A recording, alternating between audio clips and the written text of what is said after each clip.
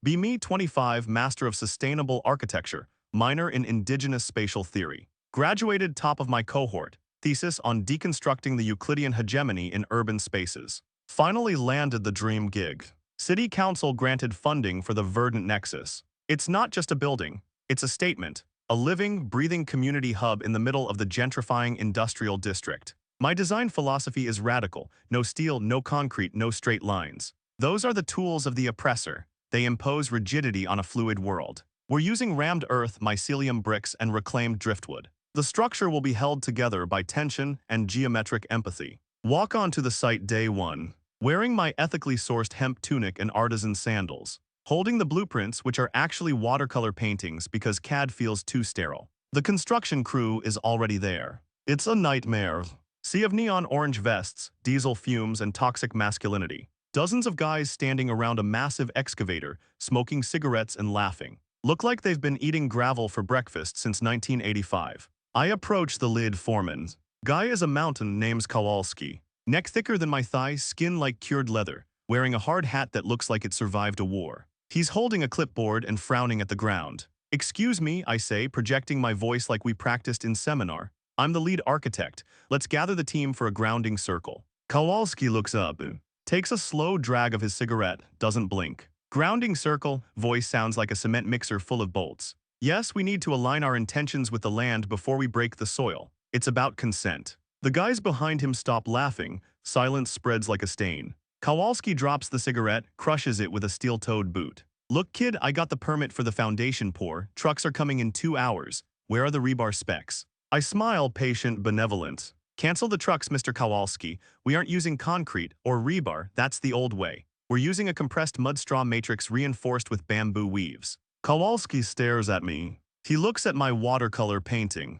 He looks back at me. You want to build a 3-story public library out of mud and grass. It's biomimicry, I explain, tapping the paper. Termites build skyscrapers relative to their size using soil. We are simply learning from nature. He exhales, rubs his temples. Termites don't have to comply with OSHA Seismic Code Zone 4. Bamboo rots, mud washes away, you need steel. Steel creates Faraday cages that block the Earth's magnetic resonance. I counter, voice sharp. We are building a healing space, not a prison. My calculations show the bamboo has the tensile strength of steel if woven correctly. Calculations, he grunts, show me the load charts. I don't use charts, I use intuitive physics modeling. He stares for a solid 10 seconds. Turns to his crew, take 5 boys, I gotta call the city. I smirk, typical fear of innovation. Week 2. The city actually cleared it. My professor sits on the zoning board, Diversity of Materials Initiative. Kowalski is furious, but he has to follow the plan. We start the foundation.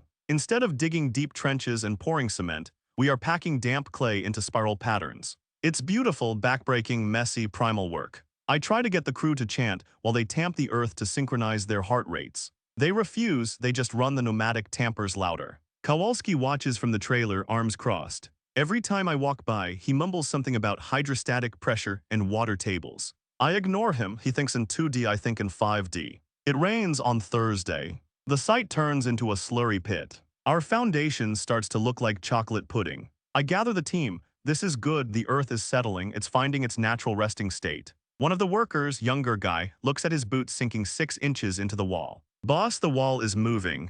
It's breathing, I correct him. Flexible architecture survives earthquakes. Rigid things break. Kowalski comes out in a poncho, sticks a rebar rod into the ground. It sinks 4 feet with 0 resistance. It's soup, he says flatly. You're building on soup. It will cure, I snap. The sun will bake it into ceramic hardness. Have some faith in the elements. Forecast says rain for 3 days, he says, walking away. I'm ordering pumps. No pumps, I shout. Mechanical extraction traumatizes the groundwater. He keeps walking. The pumps arrive an hour later. I write a scathing blog post about how industrial impatience is ruining the artistic process. Month 2. The walls are up.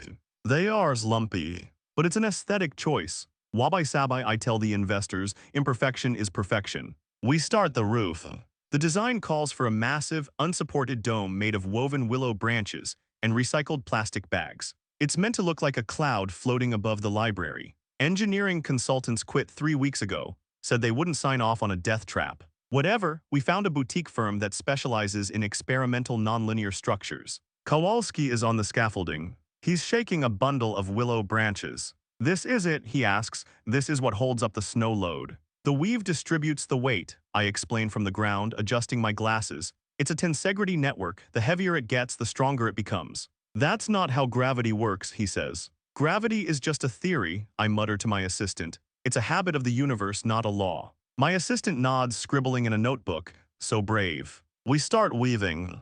It takes 4 times longer than planned because the willow keeps snapping. The crew is getting restless. They're used to beams and bolts. Click, we're done. This requires feeling the wood. I have to climb up there and show them. Don't force it, I tell a guy named Mike who has 4 arms like tree trunks. Ask the wood where it wants to bend. Mike looks at me like I just asked him to kiss the hammer. It wants to snap, boss, it's dried out. Moisturize it with linseed oil and intent, I command. Kowalski is below, checking the plumb lines on the mud walls. Hey, he yells up, the west wall is leaning out 2 degrees. It's reaching for the sunset, I yell back, dynamic posture. He spits on the ground, it's reaching for a lawsuit. The grand opening approaches. The building looks interesting, like a giant muddy mushroom that melted slightly in the sun. But the interior is fantastic. Smells like wet hay and patchouli. Uneven floors stimulate the proprioceptive system. No sharp corners to hurt your aura. City council comes for a walkthrough. Mayor looks nervous. He steps on a floorboard and it squelches.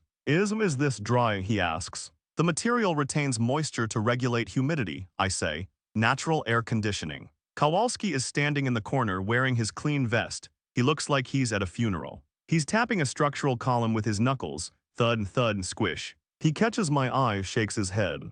I approach him. Look, I know this isn't your style, Kowalski, but look at the light. Look at the energy. He looks at the ceiling. The willow dome is sagging in the middle. I give it a week, he says. You're such a pessimist. Why can't you celebrate a paradigm shift? Because physics doesn't care about your paradigm. You have no lintels over the doors. The mud is compressing under the roof load. You see those cracks. He points to a hairline fracture running down the main wall. Settling cracks, I dismiss. Texture. Structural failure, he says. I wouldn't let my dog sleep in here. Good thing it's for enlightened humans, not dogs. I walk away. Can't let his negative vibrations infect the space before the gala. Opening nights. The verdant nexus is packed. Donors, art students, local politicians who couldn't say no to the green branding. We serve organic kombucha and raw kale chips. I'm on the stage, a mound of packed dirt, giving a speech. We were told this was impossible. I boom, microphone feedback screeching.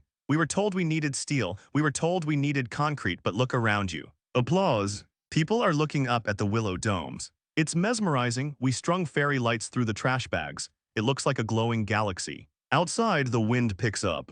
Forecast was clear, but a freak summer storm is rolling in. Climate change, obviously. Thunder rumbles, the building vibrates. Not a little shake, a full-body shudder. The crowd goes quiet. The building is singing with the thunder, I improvise, resonance. Rain starts hammering the roof. Because the roof is made of woven branches and plastic, it's not exactly soundproof. Sounds like a machine gun assault. Then the dripping starts. First a few drops, then streams. The recycled plastic membrane wasn't heat-sealed because melting plastic releases toxins. We used beeswax glue. Beeswax is not holding. Water is pouring onto the guests. It's an immersive water feature, I yell, panic rising. Connect with the cycle of rain. People are screaming. The kombucha table is flooding. Then I hear it. A sound I'll never forget. Like a wet sponge being torn in half by a giant. Cshh crack squelch. I look at the west wall, the one reaching for the sunset. A chunk of mud the size of a minivan sloughs off. Just slides down like melting ice cream. Daylight pours in through the hole. The structural integrity of the dome relied on that wall. The willow weave groans. Kowalski bursts through the front doors. He's not wearing his dress vest anymore. High-vis and hard hat. Everybody out now. Voice like the wrath of God. He doesn't ask, he commands. Move, the lintel is gone. People scramble. Stampede towards the exit. I'm standing on the stage, frozen. Wait, it's supposed to flex. The model showed it flexing. Kowalski sprints up the dirt mound, grabs me by the collar of my hemp tunic. The model didn't account for saturation, you idiot. He drags me off the stage just as a massive support beam, a bundle of glued bamboo, snaps. It crashes right where I was standing. Splinters explode like shrapnel. We tumble out into the mud and rains. The whole crowd is huddled under the awning of the ugly concrete factory across the street. We watch. The verdant nexus holds for another 10 seconds. Then the west wall buckles completely. The dome lurches. Slow motion. The whole thing implodes. Thousands of pounds of wet earth and willow crash down. A plume of dust and debris puffs out, instantly turned to mud by the rain. Silence except for the rain. My masterpiece, a pile of compost. I'm on my knees in the mud. Kowalski is breathing hard next to me. He wipes rain off his face. He doesn't say, "I told you so." He doesn't laugh. He just watches, face grim. "You got everyone out?" he asks the fire marshal who just pulled up. "Yeah, thanks to you, Frank. Place is a pancake." I stand up, shaking. It was the sonic vibration from the traffic, I mutter. The city didn't root the trucks away. It destabilized the harmonic frequency of the clay. Kowalski turns to me. Slowly. "Kid," he says. "What?" I snap, tears mixing with rain. "You don't understand the vision. This is a tragedy of circumstance." "No," he says, "this is math. Mud gets heavy when it's wet. Bamboo rots when it's damp, and gravity never sleeps. That's a colonialist perspective. You're prioritizing permanence over." He cuts me off.